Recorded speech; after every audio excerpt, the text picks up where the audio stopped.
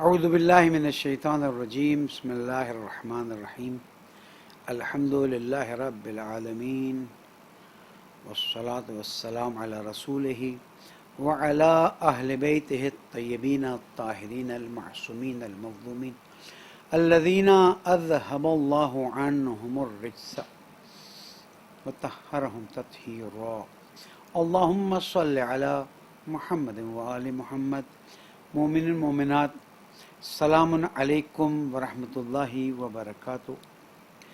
چوتھا روزہ ایسے گزر گیا کہ پتہ ہی نہیں چلا، 5ویں رمضان مبارک کی شب آ گئی اور انشاءاللہ 5واں روزہ بھی اسی طرح سے گزرے گا۔ اللہ تعالیٰ سے دعا ہے کہ یہ روزے گزرتے جائیں اور قبول ہوتے جائیں۔ یہ روزے کا گزر جانا کافی نہیں ہے، اگر قبولیت نہیں تو کچھ بھی نہیں ہے۔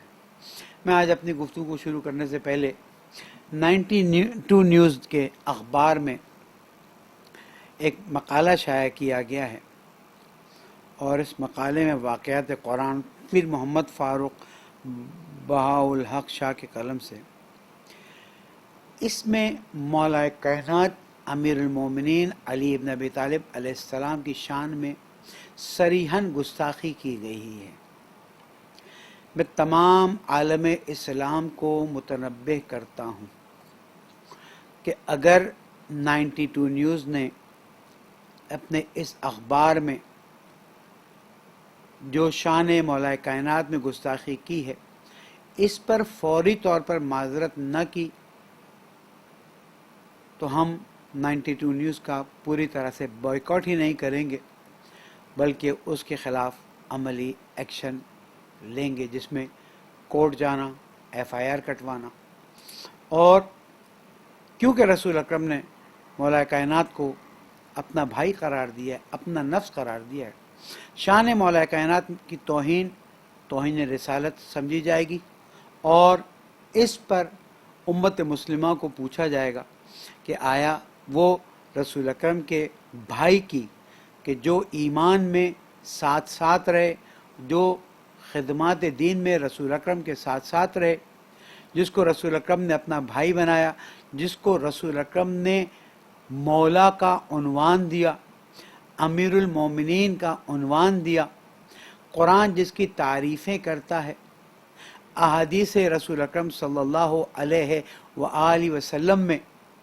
جس طرح سے مولا کائنات کے فضائل بیان کیے گئے ہیں، یہ شرارتیں اچھی نہیں ہیں۔ اس وقت عالم اسلام خود شدید مشکلات سے دوچار ہے۔ اگر آپ جیسے پہلے بھی ہوا اور کراچی یونیورسٹی کے درس میں سلیبس میں یہ چیز پائی جاتی تھی، اس کے خلاف آواز اٹھائی گئی، اس کے بعد ڈاکٹر اسرار احمد نے اس پر گفتگو کی، اس پر کے خلاف آواز اٹھائی گئی۔ کیا میرا سوال ہے امت مسلمہ سے کہ اگر اس طرح کی چیزیں کتاب میں پائی جاتی ہیں تو کیا حقیقت ہیں؟ نمبر 1۔ نمبر 2، کیا ان کو بیان کیا جانا چاہیے؟ اور اگر اس طرح کی چیزیں آپ کی کتابوں میں پائی جاتی ہیں تو کسی محترم خاتون نے باریک پردے کے پیچھے کھڑے ہو کے غسل کرنے کا طریقہ بھی سکھایا ہے، پھر اس کو بھی کھول کے بیان کریں، اور بھی بہت سی چیزیں ہیں، پھر ان کو بھی کھول کے بیان کریں۔ یہ مولا کائنات کی شان میں صریحاً توہین ہے، اور یہ توہین صحابہ نہیں ہے، یہ توہین اہل بیت ہے۔ قُلْ لَا أَسْأَلُكُمْ عَلَيْهِ أَجْرًا إِلَّا الْمَوَدَّةَ فِي الْقُرْبَى، اور اس قربہ میں مولا کائنات سب سے پہلے مقام پر ہیں، اس کے بعد جناب زہرا، پھر امام حسن اور امام حسین علیہ السلام، جن کو رسول اکرم نے فرمایا کہ کل میں پرچم دوں گا اس کو کہ جو رجل کرارن غیر فرار یحبہ اللہ ورسولہ ویحب اللہ ورسولہ۔ اصحاب کرام فرماتے ہیں کہ ہم تڑپ رہے تھے پوری رات کہ صبح کس کو یہ لقب ملے گا۔ پوچھا کہ اس کی کیا خاصیت ہے؟ کہا ہم تو سب اللہ سے اور رسول سے محبت کرتے ہیں، یہاں پر سند مل رہی ہے کہ اللہ اور اس کا رسول اس سے محبت کریں گے۔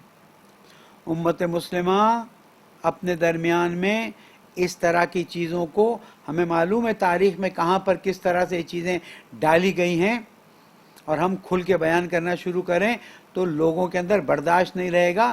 ہم کھل کے بیان کریں شام میں کیا ہوا، لوگوں کو برداشت نہیں رہے گا. ہم کھل کے بیان کریں کہ مولا کائنات پر ممبروں پہ لعن کیا گیا، لوگوں میں برداشت نہیں رہے گا، اور اس کے بعد امت مسلمہ کے ٹکڑے ٹکڑے ہو جائیں گے.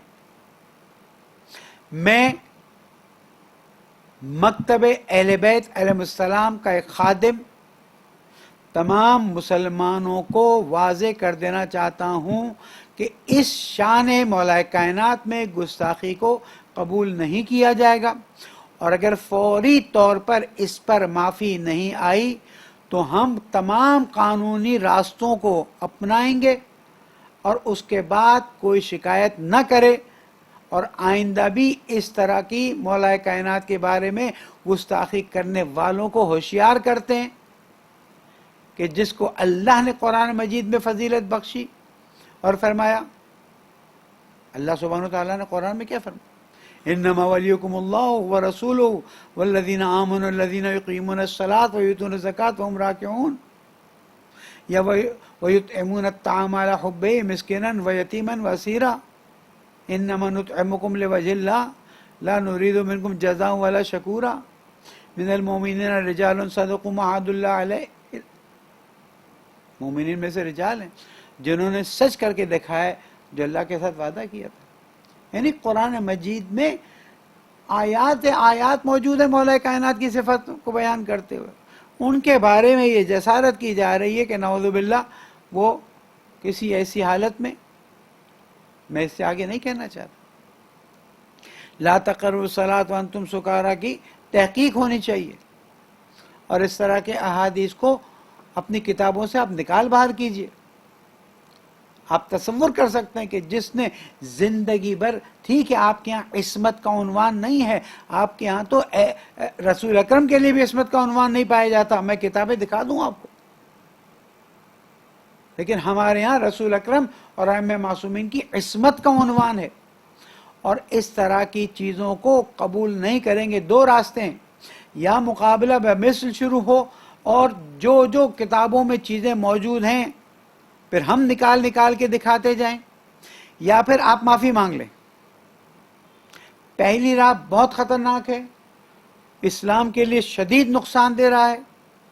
مسلمان جہاں اتحاد اس وقت شدید ضرورت کا تقاضا ہے مسلمانوں کے درمیان میں، وہاں پر پہلی راہ سوائے مسلمانوں کے درمیان فساد کے کچھ بھی نہیں ہوگا. اور ماہ رمضان ہے، میڈیا روشن ہے، ہر طرف خبریں جا سکتی ہیں. ایک چھوٹی سی کلپ بنا کے یوٹیوب میں ڈال دیں، آگ لگ سکتی ہے. لیکن نہیں، امت مسلمہ کے وسیع تر مفاد میں ہم آپ سے اس وقت تقاضا کرتے ہیں کہ فوری طور پر اس پر باقاعدہ طور پر معافی مانگی جائے، اور آئندہ اس طرح کے کاموں سے پرہیز کیا جائے. درود پڑھ دیں محمد و آل محمد. دل بہت دکھا ہوا ہے اور نہیں معلوم میں اپنی گفتگو کو کس طرح سے آگے بڑھاؤں، لیکن ظاہر ہے کہ مجھے اپنا وظیفہ پورا کرنا ہے، اور میں اس طرح سے اپنی بات کو ادھوری نہیں چھوڑ سکتا. ہمارا عنوان ہے قرآن اور احادیث نبوی میں امام زمانہ اور ان کے اصحاب کی ذکر و صفات. کل ہم نے آیات قرآنی سے مختصراً جامعاً استفادہ کیا کہ ایک نہ ایک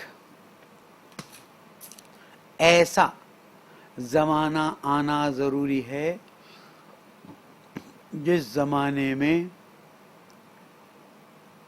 امام علیہ السلام تشریف لائیں گے، زمین کو عدل و انصاف سے پر فرمائیں گے، جس طرح زمین ظلم و جور سے بھر جائے گی. میں نے کل آپ کی خدمت میں عرض کیا تھا کہ میں آج خلیفہ اور خلافت کے عنوان پر گفتگو کروں گا. سامعین، میری گفتگو کو رسول اکرم صلی اللہ علیہ وآلہ وسلم کے فوری بعد والی خلافت پر مبتنی نہ کیا جائے. میری گفتگو میں اس خلافت کی طرف کوئی اشارہ بھی نہیں ہوگا، اس لیے کہ میں مکتب اہل بیت علیہ السلام کے عقیدے کے ایک بہت اہم نقطے کی طرف توجہ دلانا چاہتا ہوں. اور وہ نقطہ کیا ہے؟ وہ نقطہ یہ ہے کہ اللہ سبحانہ وتعالیٰ نے سورہ بقرہ آیت نمبر 30 میں ارشاد فرمایا، بسم اللہ الرحمن الرحیم، وَإِذْ قَالَ رَبُّكَ لِلْمَلَائِكَةِ إِنِّي جَاعِلٌ فِي الْأَرْضِ خَلِيفَةً. پھر فرشتوں نے کہا، قالوا اتجعل فيها من يفسد فيها ويسفك الدماء ونحن نسبح بحمدك ونقدس لك قال إني أعلم ما لا تعلمون. وعلم آدم الأسماء كلها ثم عرضهم على الملائكة فقال أنبئوني بأسماء هؤلاء إن كنتم صادقين. قالوا سبحانك لا علم لنا إلا ما علمتنا إنك أنت العليم الحكيم. قال يا آدم أنبئهم بأسمائهم فلما أنبأهم بأسمائهم قال ألم أقل لكم إني أعلم غيب السماوات والأرض وأعلم ما تبدون وما كنتم تكتمون. ہماری یہاں پر گفتگو جو شروع ہو رہی ہے وہ خلیفۃ اللہ کی شروع ہو رہی ہے اور خلافت الہیہ کی گفتگو شروع ہو رہی ہے کہ اللہ سبحانہ و تعالیٰ نے زمین پر خلیفہ بھیجنے کا، قرار دینے کا ارادہ فرمایا.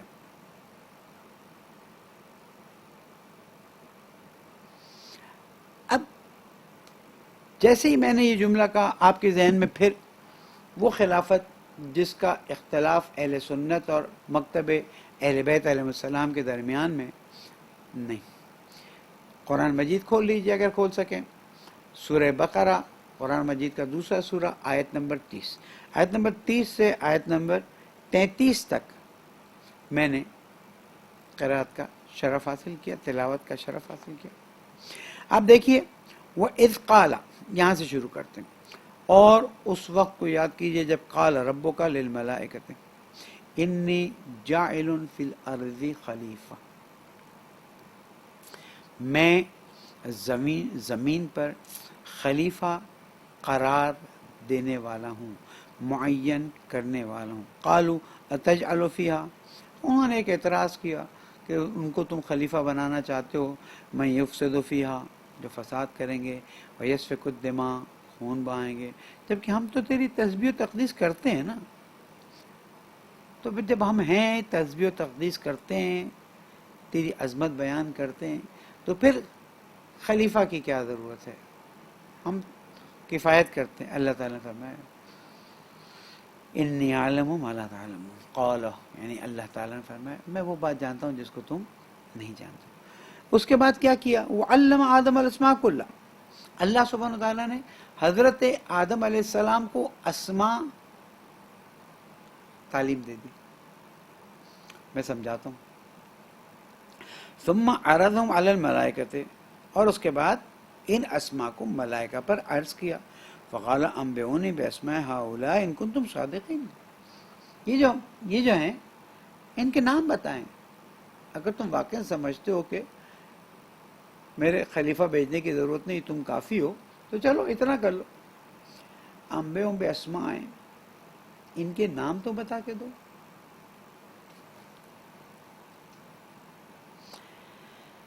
ان کنتم صادقین، اگر تم اپنے دعوے میں سچے ہو. نہیں. قالوا سبحانک، نہیں اللہ. یہ بات بڑی خوب صورت ہوتی ہے. جس چیز کا آپ کو علم نہیں ہے آپ کہتے ہیں بھئی ہمیں نہیں آتا، یہ ہم نہیں جانتے. قالوا سبحانک لا علم لنا الا ما علمتنا، اے ہمارے رب ہمیں تو وہی آتا ہے جو تو نے سکھائے. ان کی اسماء کا نام، کیا ہستیاں تھیں، کیا شخصیات تھیں، کیا تھیں وہ چیزیں. انک انت العلیم الحکیم، تو علیم بھی ہے اور حکیم بھی ہے. پھر کہا اے آدم آئیے، انبئہم باسمائہم، ان کے اسماء تو بیان فرمائیں. فلما انباہم باسمائہم، جب حضرت آدم، یہ حضرت آدم سے مراد کیا ہے؟ گفتگو ہوگی. جب ان کے نام بتا دیے، قال الم اقل لک، یہاں پر انبئہم باسمائہم، قال الم اقل لکم انی اعلم غیب السماوات والارض. تم کیا سمجھتے ہو میں سماوات اور عرض کا غیب نہیں جانتا ہوں؟ وَأَعْلَمُ مَا تُبْدُونَ وَمَا كُنْتُمْ تَكْتُمُونَ، اور جانتا ہوں کیا تم چھپاتے ہو اور کیا تم ظاہر کرتے ہو. اب یہاں سے ہماری گفتگو آگے بڑھتی ہے. نقطہ کیا ہے؟ نقطہ یہ ہے کہ اللہ سبحانہ و تعالیٰ نے فرشتوں سے یہ بات کہی، انی جاعل فی الارض خلیفہ، میں زمین میں خلیفہ قرار دینے والا ہوں. دیکھیں، خلافت ایک الگ چیز ہے، وکالت ایک الگ چیز ہے. وکالت میں وکیل کی موکل کے ساتھ سنخیت ضروری نہیں ہے، لیکن خلافت میں خلیفہ کے اندر جو خلیفہ بنا رہا ہے اس کی سنخیت، شرک کی بات نہیں کر رہا، سمجھاؤں گا میں، ورنہ یہ کہاں سے کہاں بات چلی جائے گی. سنخیت موجود ہے. اللہ عالم، انسان عالم، اللہ رازق، انسان رازق. تو کیا اللہ کا رازق ہونا اور انسان کا رازق ہونا ایک ہے؟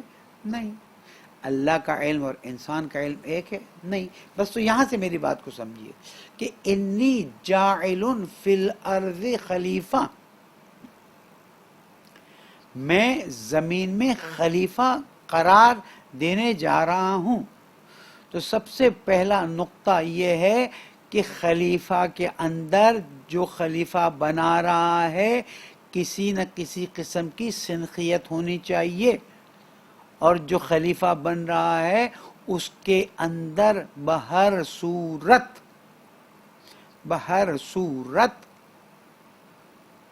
وہ خصوصیت ہونی چاہیے کہ جس کی بنا پر خلیفہ بنایا جا رہا ہے. اب یہاں پر آتے ہیں. مال نہیں، خاندان نہیں، طاقت نہیں، شجاعت نہیں. گنتے جائیے جتنی صفات، رزاقیت، خلاقیت، جتنے نام اللہ تعالیٰ کے آپ کو یاد ہیں گنتے جائیے. صرف ایک جو اللہ نے بتایا، وہ کیا تھی؟ سنخیت کا عنوان کیا ہے؟ اللہ تعالیٰ خود فرماتا ہے وَعَلَّمَ آدَمَ الْأَسْمَاءَ كُلَّهَا. علمہ کس نے سکھایا؟ اللہ تعالیٰ نے آدم علیہ السلام کو اسماء، نام، کلّا، سارے، تعلیم دی. پھر توجہ کیجئے گا اس لیے کہ یہاں پر ہر نقطے میں ظرافت موجود ہے. سکھایا اللہ نے، فرشتوں نے نہیں، کسی اور نے نہیں. یعنی یہ تعلیم ڈائریکٹ اللہ کی طرف سے ہے، آدم کو ہے، اور اس تعلیم میں کیا کیا گیا؟ اسماء کلّہا، تمام اسماء سکھا دیے گئے. یعنی اللہ سبحانہ و تعالیٰ نے اپنے علم لامحدود سے آدم کو اسماء سکھا دیے سارے، کلّہا لکھا ہوا نا یہاں پر، کلّہا. یعنی اللہ سبحانہ و تعالیٰ نے مستقیم آدم میں علم کو منتقل کیا. یہاں ایک نقطہ سمجھانا چاہتا ہوں، ہو سکتا ہے بہت سے علماء میری بات سے اختلاف کریں. یہ علمی گفتگو ہے، اور اسی طرح سے چیزیں آگے بڑھیں گی کہ جب اور لوگ اپنے نکات پیش کریں اور اس کے بعد ان پر گفتگو ہو. کیچڑ اچھالنے سے اور بدتمیزی کرنے سے اور بیہودہ کمنٹس لکھنے سے فائدہ نہیں ہوگا. بات کریں دلیل سے، اور ہم دلیل کے سامنے جھکنے کے لیے تیار ہیں۔ نقطہ یہ ہے کہ یہاں پر اللہ سبحانہ و تعالیٰ نے جو فرمایا ہے انی جاعل فی الارض خلیفہ، اور پھر فرمایا وعلم آدم الاسماء کلھا، اللہ سبحانہ و تعالیٰ نے حضرت آدم علیہ السلام کو سارے اسماء ذکر دی، سارے۔ نقطہ جو میں سمجھانا چاہ رہا ہوں وہ یہ ہے کہ یہاں پر آدم سے مراد ہمارے جد حضرت آدم جو شوہر تھے حضرت حوا ہماری جدہ کے، وہ مراد نہیں ہے۔ اگر یہ آدم وہ ہمارے جد مراد ہوں تو پھر بات یہاں پر ایک مشکل کا شکار ہو جائے گی کہ اللہ سبحانہ و تعالیٰ نے ہمارے جد حضرت آدم علیہ السلام کو اسماء سکھائے، اس کے بعد ہمارے جد نے پھر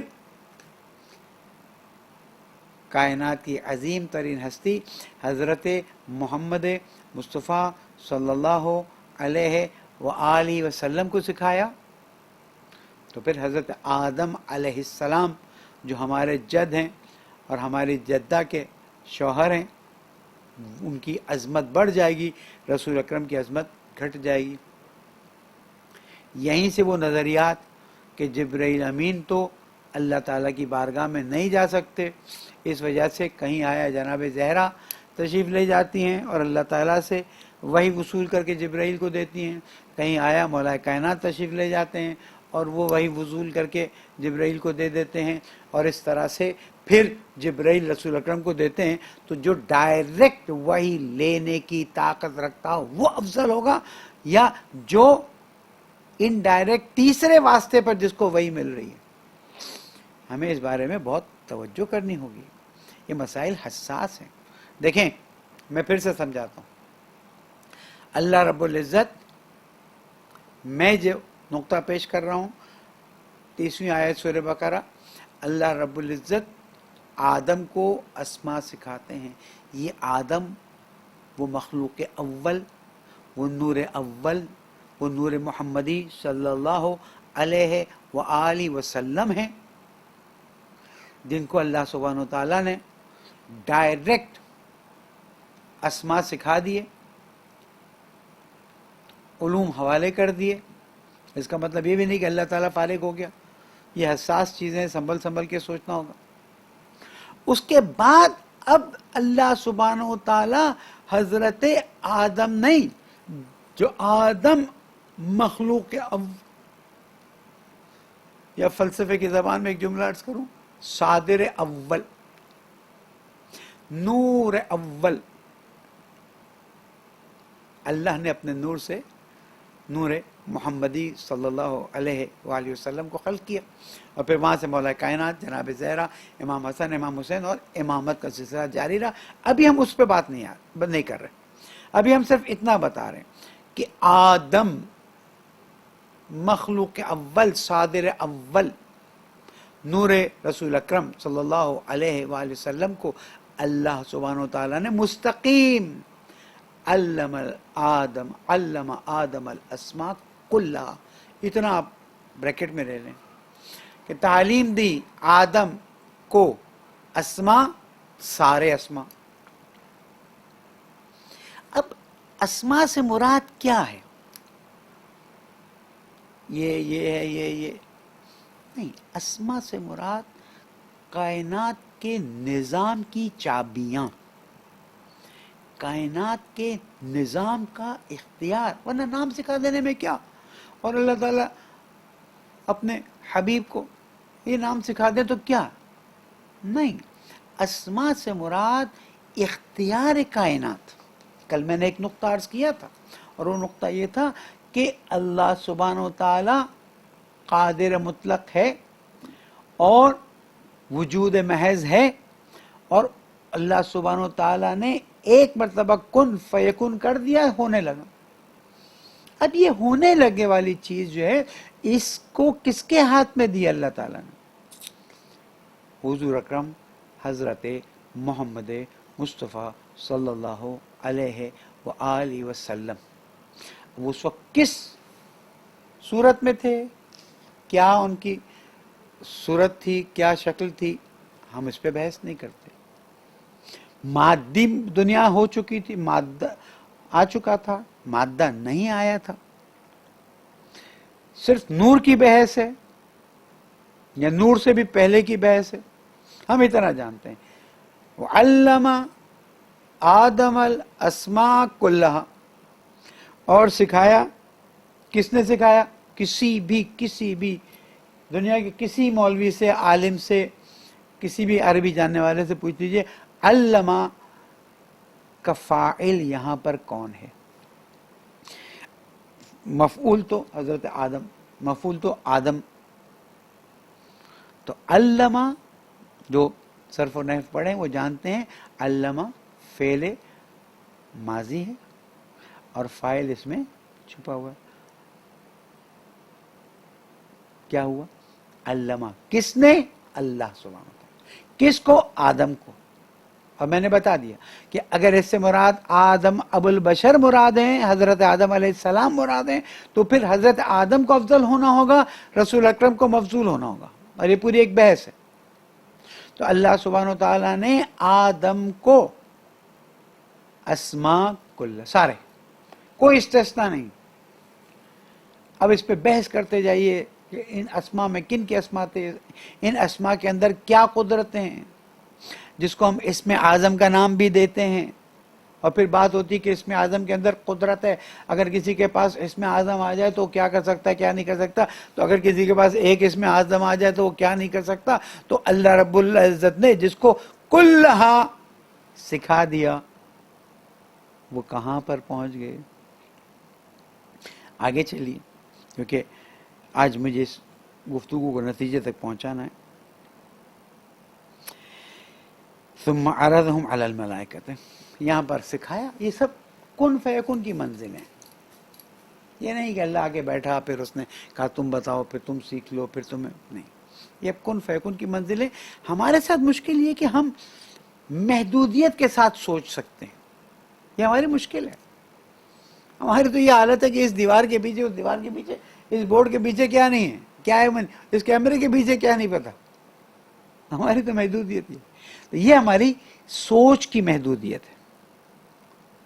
انسانی عقل کو کہ اللہ تعالیٰ جب رسول اکرم سے پوچھا گیا وَيَسْأَلُونَكَ عَنِ الرُّوحِ قُلِ الرُّوحُ مِنْ أَمْرِ رَبِّي وَمَا أُوتِيتُم مِنَ الْعِلْمِ إِلَّا قَلِيلًا، یہ روح امر ربی ہے اور تمہیں تو بہت تھوڑا علم دیا گیا. کیوں؟ اس لیے کہ تمہارے اندر ظرف ہی نہیں. یہ بات آئے گی کل انشاءاللہ کہ انسان کی عقل کی ظرفیت کو بڑھایا جا رہا ہے. انسانی عقل کی ظرفیت بڑھائی جا رہی ہے، اور جب یہ ظرفیت 95% اندازاً پہنچ جائے گی تو اس وقت کل گفتگو کروں گا انشاءاللہ، زندگی رہی کہ اس وقت تک کیا ہوگا. اہل بیت کی خوشبو آ رہی ہوگی، ظہور کی تیاریاں ہو رہی ہوں گی، ظلم و جور اپنا بستر بوریا لپیٹیں گے اور نکل جائیں گے. ہر طرف حضرت قائم آل محمد علیہ السلام کا دور دورہ ہوگا. ہم اپنی گفتگو پہ واپس آ جائیں. جب اس زمانے کے بارے میں سوچنا شروع کرتا ہوں تو جیسے کہ دل میں لڈو پھوٹنے لگتے ہیں، ایک خوشی کی کیفیت طاری ہو جاتی ہے. ہم ہوں یا نہ ہوں، امام ہمیں اپنے لائق سمجھے یا نہ سمجھے تو کیا ہوا، ہم تو امام سے محبت کرتے ہیں نا. ہمیں بلائیں یا نہ بلائیں، ہم تو چاہتے ہیں کہ امام کی حکومت ہو. اور جنہوں نے اہل بیت علیہ السلام پر ظلم کیا، مستضعف قرار دیا، وہ مصائب ڈھائے، اللہ اکبر، بنت رسول پر ڈھائے ہوئے مصائب، مولا کائنات پر ڈھائے ہوئے مصائب. یہ دیکھ لیجیے آج کیا ظلم ہوا کہ نعوذ باللہ مولا کائنات سے شراب اور نشے کی نسبتیں. استغفر اللہ ربی واتوب. کاش مسلمان مولا کائنات کو پہچان سکتے تو آج اس طرح سے ایسے راستے پر نہ نکل جاتے جہاں پر اللہ کے وجود پر بھی بعض مرتبہ گفتگو ہو جاتی ہے اور شک کر جاتے ہیں. جب آپ اہل بیت کا دروازہ چھوڑ دیں گے، جب آپ انا مدینۃ العلم و علی بابوہا کا دروازہ چھوڑ دیں گے تو پھر مسائل تو وہیں جائیں گے. ثم عرضهم علی الملائکۃ. اب یہ اسماء جو سکھا دیے نا اللہ تعالیٰ نے آدم کو، نور اول، صادر اول، صادر کامل، جب یہ اسماء سکھا دیے تو پھر ثم عرضهم علی الملائکۃ، یہ اسماء ہیں. یہ تو میں پھر وہی میری مجبوری ہے آپ کو سمجھانے کے لیے اشارے کرنے پڑتے ہیں کہ یہ اسماء، یہ ادھر، یہ سب نہیں، بس اسماء. کہا اے ملائکہ، ملائکہ ایسے ہی رام نہیں ہوئے ہیں، اے ملائکہ. فقال انبئونی باسماء ہؤلاء ان کنتم صادقین، اگر تم سمجھتے ہو کہ تم اہل ہو اور خلیفہ کو قرار دینے کی ضرورت نہیں ہے تو آؤ تھوڑا سا ٹیسٹ دے دو، ان کے اسماء بتا دو. اب یہاں پر تفسیر کرنے والے کہتے ہیں کہ یہ پنجتن تو نور محمدی صلی اللہ علیہ وآلہ وسلم میں اپنی جگہ پر موجود تھے. وہ کیا اسماء تھے؟ کہ دیکھو اسماء بتا دو. سب چپ. سبحانک قالو، باجماعت، جیسے ہم کہتے ہیں اللہ اکبر تکبیر لگاتے ہیں ایک ساتھ، قالوا لا علم لنا الا ما علمتنا. اے میرے رب، اے ہمارے رب، جتنا تو نے سکھایا اتنا ہی ہمارے علم میں. وہاں پر علم آدم الاسماء کلہا، یہاں پر فرشتے اقرار کر رہے ہیں جو تو نے سکھایا وہی ہے میرے پاس، ہمارے پاس، اس کے علاوہ. انک انت العلیم الحکیم. اور یہ علمی میدان میں بہت بڑی کامیابی ہے کسی کی کہ جو اپنی کم علمی کا اعلان کر دے، جو اپنے بے بضاعتی کا اقرار کر لے، جو اپنے یادداشت میں کسی چیز کے موجود نہ ہونے کو بیان کر دے. نہیں پتا، نہیں آتا مجھے. مولانا نے فرمایا نا لا ادری نصف العلم، جب آپ کہتے تھے نا نہیں آتا. شروع میں جب عالم آن لائن پروگرام شروع ہوا تھا تو میں محسوس یہ ہوا، ابھی بھی ہوتا ہے، کہ جیسے کہ ہم سلونی کے ممبر پہ بیٹھے، نعوذ باللہ من ذالک، سوائے مولا کائنات اور پھر ائمہ معصومین ان کے فرزندان کے کسی کو زیب نہیں دیتے. لیکن وہ ایک سین اور منظر ایسا بنتا جا رہا تھا. تو میں نے ڈاکٹر صاحب سے پوچھا، ڈاکٹر صاحب اگر کسی چیز کا جواب نہ آتا ہو تو کہا کچھ کر لیجئے گا، کچھ دیکھ لیجئے گا. میرے استاد نے مجھے سکھایا نہیں آتا تو نہیں آتا. اتفاقاً ایک سوال آیا اور اس میں تھوڑا سا کنفیوز تھا کہ اس کا کیا جواب ہے. میں نے کہا ڈاکٹر صاحب مجھے تو اس کا جواب ابھی نہیں آتا، اگر مجھے ٹائم دیں گے آئندہ پروگرام میں موقع ہوگا تو آگے بتا دوں گا. خیر اس وقت یہ واٹس ایپ اور موبائل اس طرح سے نہیں، ایس ایم ایس وغیرہ سب. اتنا لوگوں نے پسند کیا، خود چینل پہ بھی اور بعد میں بھی. میں نے کہا میرے اتنا کہہ دینا کہ مجھے نہیں آتا اتنی بڑی بات ہوگی. کہا یہ جرت کی بات ہوتی ہے. میں نے کہا یہ تو میرے استاد اور اہل بیت علیہ السلام کی تعلیمات کا حصہ ہے. تو فرشتوں نے، ملائکہ نے یہی کیا، ہمیں نہیں پتا. پھر کہا آئیے، قال یا آدم، اے آدم، انبئہم باسمائہم، ان کے ناموں کو ان کو بتاؤ. اچھا یہاں پر ایک فرق نظر آ رہا ہے. حضرت آدم علیہ السلام کو فعلم آدم الاسماء، وہاں تعلیم دینے کی بات آئی.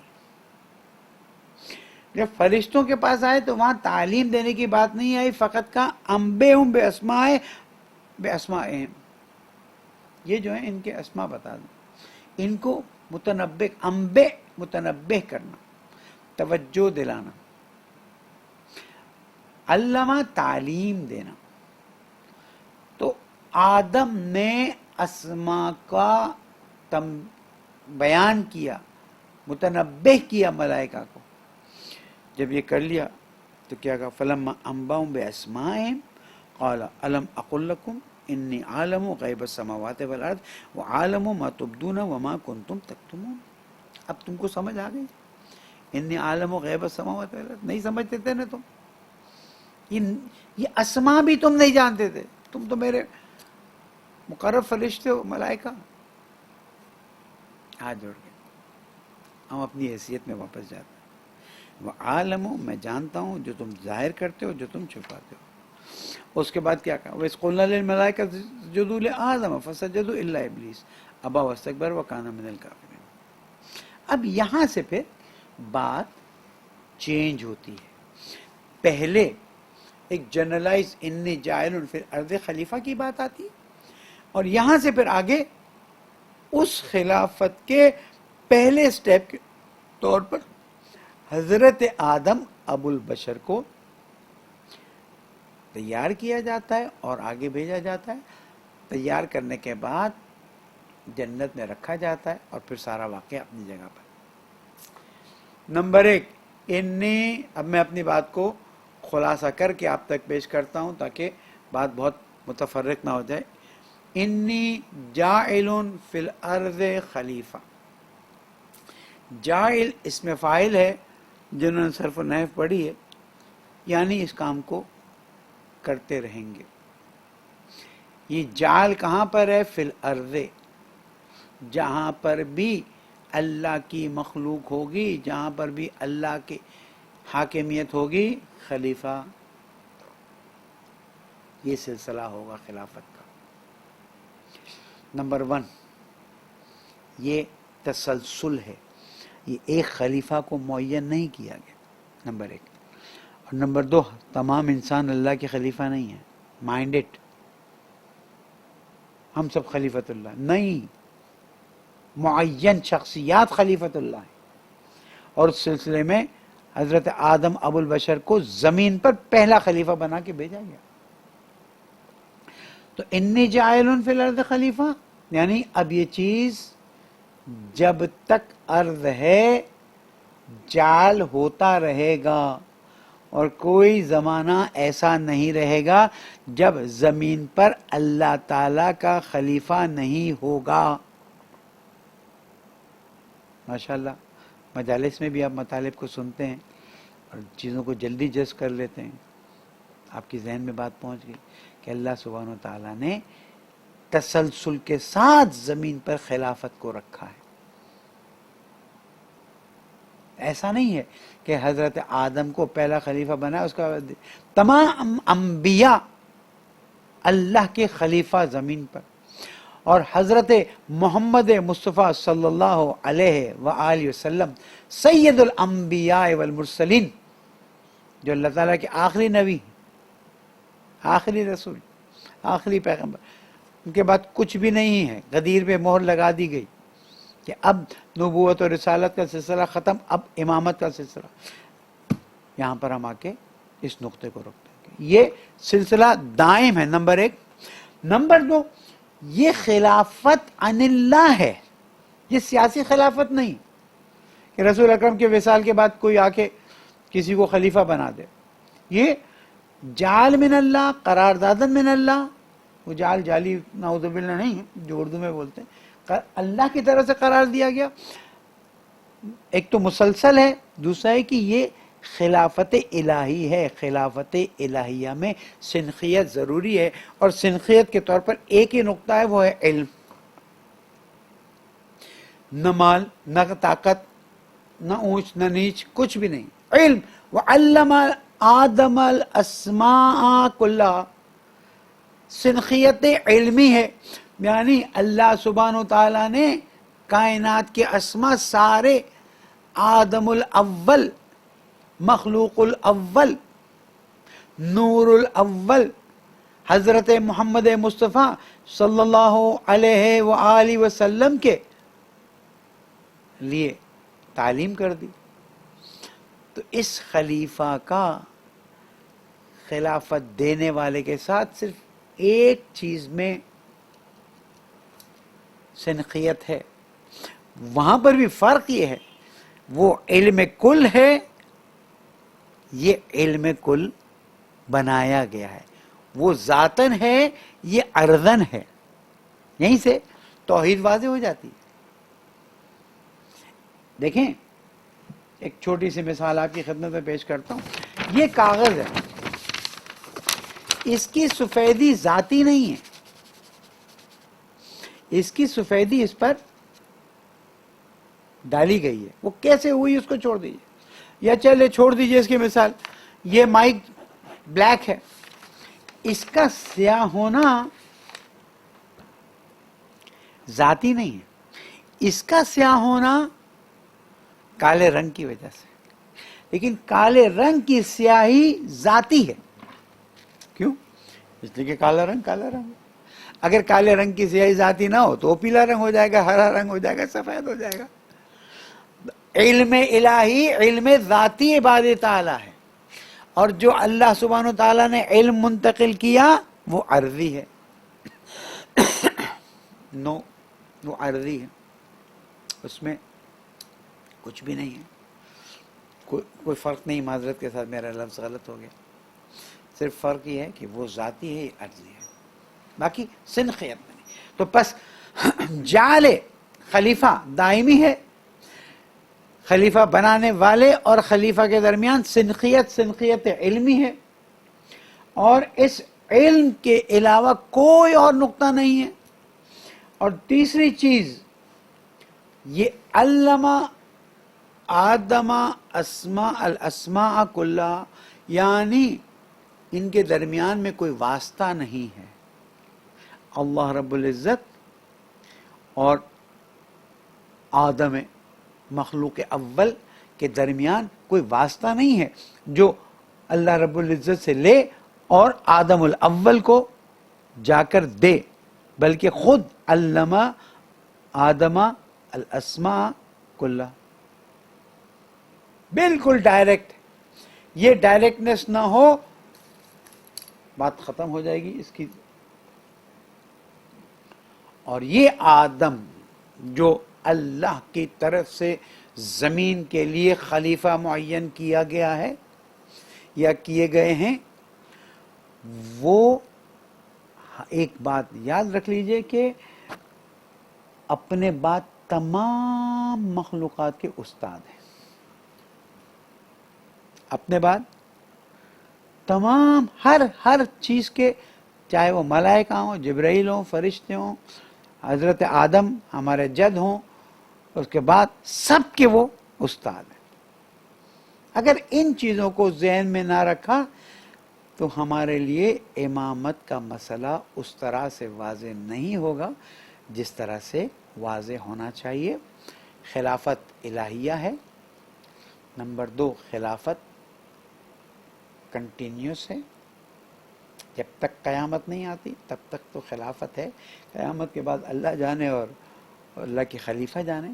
نمبر 3، خلافت کا ملاک علم ہے اور علم ہے. نمبر 4، علم بلا واسطہ، خلافت بلا واسطہ دی گئی. اور نمبر 5، یہ خلیفہ اپنے بعد کے سب کے استاد. جب ان باتوں پر غور کریں گے تو آپ کو اندازہ ہوگا کہ وہ خلافت کہ جو رسول اکرم صلی اللہ علیہ وآلہ وسلم کے بعد آگے بڑھائی گئی، وہ خلافت اس خلافت کا ایک جزئی حصہ ہے. وہ خلافت اس خلافت کا جزئی حصہ ہے جس پر انشاءاللہ کل ہم گفتگو کریں گے. اللہ سبحانہ وتعالی ہمیں بہتر فہم کی توفیق عطا فرمائے، ہمیں معارف الہیہ کو سمجھنے میں مدد فرمائے، ہمارے عقیدے کو صحیح فرمائے، ہمارے پیارے ملک کے مسائل کو حل فرما دے، بے گناہ اسیروں کو آزاد فرما دے، ہماری عبادتوں کو قبول فرما دے، ہم سب کی نسلوں کی اصلاح فرما دے، ہماری عاقبت بخیر فرما دے، ہمارے مرحومین کی مغفرت فرما دے، زمانے کے امام کو راضی فرما دے، ان کے ظہور میں تعجیل فرما دے. والسلام علیکم ورحمۃ اللہ وبرکاتہ. اللہم صلی علی محمد وآل محمد وعجل فرجہم.